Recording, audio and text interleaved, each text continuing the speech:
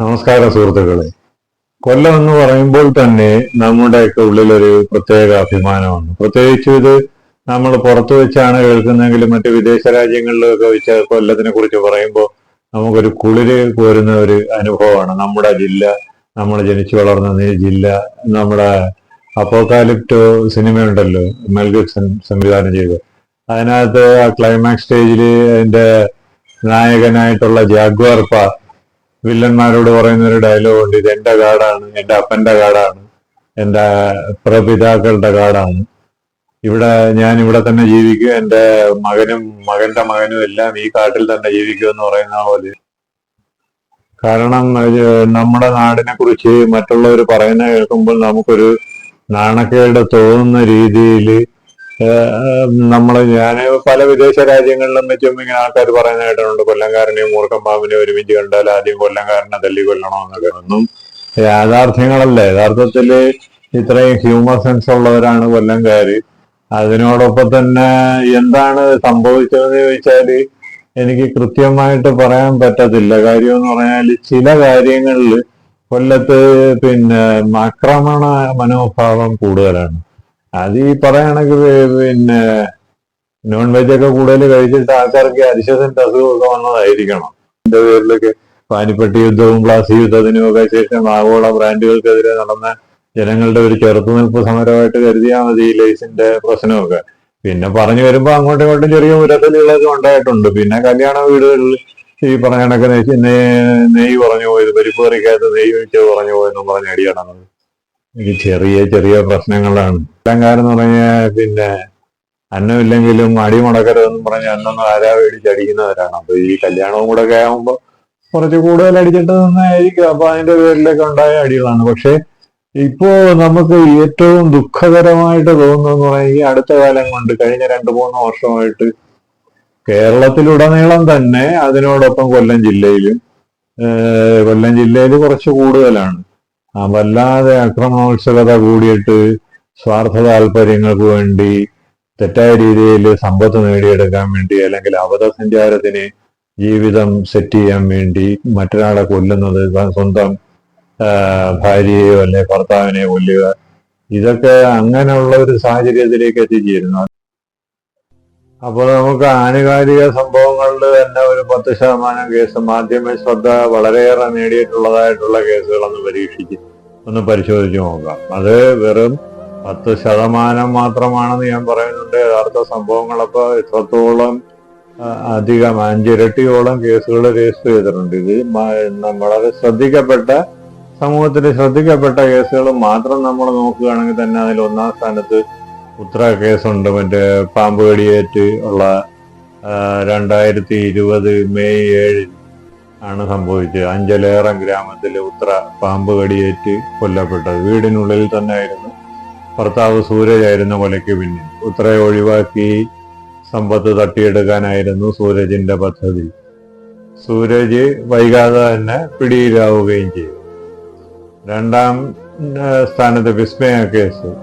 സ്ത്രീധന പീഡനത്തിനെ തുടർന്ന് കൈതോട് ആയുർവേദ മെഡിക്കൽ വിദ്യാർത്ഥി വിസ്മയ 2021 ജൂൺ 21 ഭർതൃഗൃഹത്തിൽ ജീവനൊടുക്കിയത്. ഭർത്താവിന്റെ വീട്ടിൽ വെച്ച് തന്നെ ആയിരുന്നു. അപ്പോ അതില് ഭർത്താവ് മോട്ടോർ വെഹിക്കിൾ ഇൻസ്പെക്ടർ ആയിരുന്ന കിരണാണ് കുറ്റക്കാരൻ. കോടതി 10 വർഷം കഠിന തടവിന് ശിക്ഷിക്കുകയും ചെയ്തു. 3-ാമത് തട്ടിക്കൊണ്ടുപോയി കത്തിച്ച കേസ്. യുവതിയെ മുറിക്കുള്ളിൽ പൂട്ടിയിട്ട് പെട്രോൾ ഒഴിച്ച് തീ കൊളുത്തിയ സംഭവം. അതും ഇപ്പോൾ 1 വർഷമേ ആകുന്നുള്ളൂ. സംഭവത്തിൽ ആദ്യം യുവാവും പിന്നീട് ചികിത്സയിൽ കഴിഞ്ഞ യുവതിയും മരിച്ചു. അത് അഴീക്കൽ പുതുവൽ വീടെന്ന് പറയുന്ന അഡ്രസ്സിലുള്ള ഷൈജ മോള്, ഷിബു ചാക്കോ എന്നിവരാണ് മരിച്ചത്. നവംബർ 9 രാത്രി 7:30 ഷൈജയുടെ വീട്ടില് 1-ാമത്തെ നിലയിൽ വെച്ചായിരുന്നു സംഭവം. പരസ്പരമുള്ള സാമ്പത്തിക ഇടപാടുകളെ ചൊല്ലിയുള്ള കൊലപാതകമായിരുന്നു. പിന്നെ വിജയലക്ഷ്മി കേസ് 4-ാമത്. കഴിഞ്ഞ നവംബർ 6 കുലശേഖരപുരം ആദിനാട് കാർത്തികപ്പള്ളി കിഴക്കതിൽ വിജയലക്ഷ്മി എന്ന് പറയുന്ന 48 വയസ്സുള്ള സ്ത്രീയെ സ്നേഹപൂർവം സ്വന്തം വീട്ടിലേക്ക് വിളിച്ചു വരുത്തി വെട്ടിക്കൊലപ്പെടുത്തിയത്. അത് കരൂർ പുതുവൽ വീട്ടിൽ ജയചന്ദ്രനാണ് അറസ്റ്റിലായത്. പിന്നെ ഉള്ള അഞ്ചാമത്തത് നമ്മുടെ ഡോക്ടർ വന്ദന കേസ് എല്ലാവരിലും ദുഃഖം ഉളവാക്കിയതാണ്. 2023 മെയ് 10 പുലർച്ചെ കൊട്ടാരക്കര താലൂക്ക് ആശുപത്രിയിലായിരുന്നു ഡോക്ടർ വന്ദനയുടെ കൊലപാതകം നടന്നത്. പൂയപ്പള്ളി പോലീസ് ചികിത്സയ്ക്കായി കൊണ്ടുവന്ന ജി സന്ദീപ് എന്ന വ്യക്തി ഹൗസ് സർജനായി അവിടെ ജോലി ചെയ്തിരുന്ന ഡോക്ടർ വന്ദനയെ സർജിക്കൽ കത്തി കൊണ്ട് പലതവണ കുത്തി കൊലപ്പെടുത്തുകയായിരുന്നു. അപ്പോൾ അതുമൊക്കെ ശ്രദ്ധേയമായ കേസുകെട്ടുകളാണ്. പിന്നെ ഒന്ന് തട്ടിക്കൊണ്ടുപോകൽ കേസ് 2023 നവംബർ 27 ഓയൂര് ഓട്ടുമലയിൽ നിന്ന് 6 വയസ്സുകാരിയെ തട്ടിക്കൊണ്ടുപോയി.